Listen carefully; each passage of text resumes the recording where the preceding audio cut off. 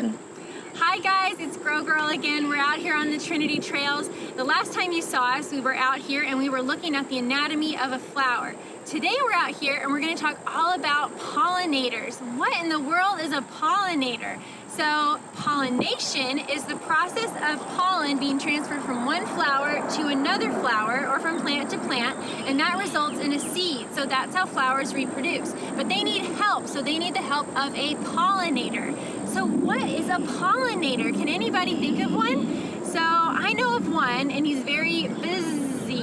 He's a busy bee. So bees are pollinators. So you probably see bees right now. It's springtime. They're buzzing all around. They're very busy. They're getting pollen from flower to flower. So that's one pollinator.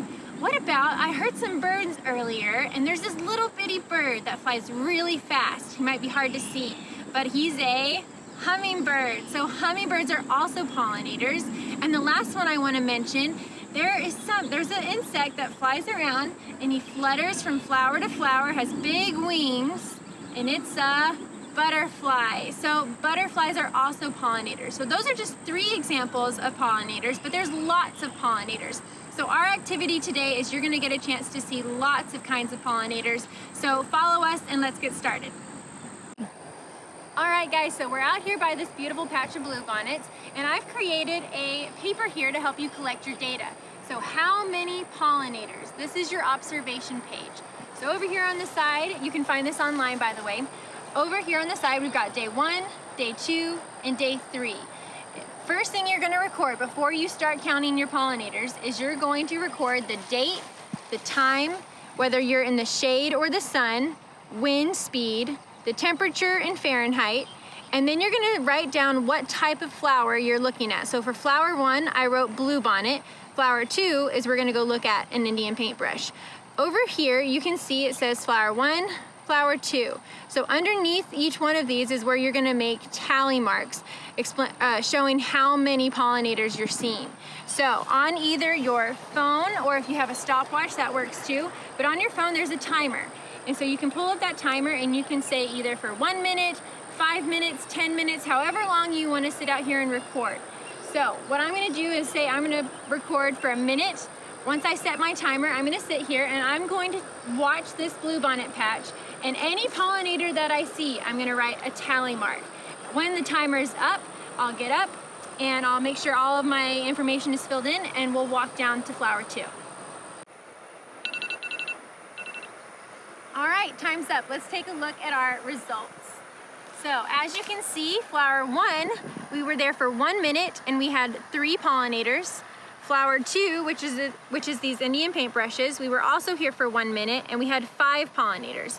I filled in my information over here, and I also recorded the types of pollinators I saw. If you don't know the type, you can just give a description of what they look like, and that will help you identify the different kinds. So now let's create a graph to better represent our results. So here you can see we've created a graph. We only have the data from day 1, so I would suggest waiting until you have all 3 days of data before creating your graph. But we wanted to do this just as an example. So over here on the side we have the number of pollinators, and I've listed it 1 through 6.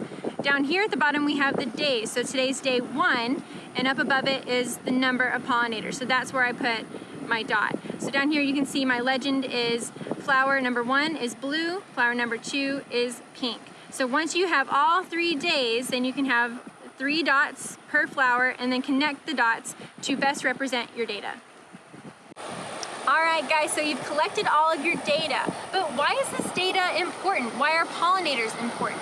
Did you know that pollinators are responsible for 1 out of every 3 bites of food that you eat? So whether or not you eat fruits and vegetables, livestock eat plants, and so that's why pollinators are so important to our daily lives. So remember, when you're out collecting your data, make sure you're giving pollinators the space they need. They're doing a very important job, so make sure that they have space, and that's just kind of like what we've been doing. We've been giving each other space, so make sure that you also give pollinators space so that they feel safe and so that you feel safe. Head online to our website to get these worksheets and find more activities about pollinators, as well as information about what you can do to help pollinators. So thanks, and see you next time.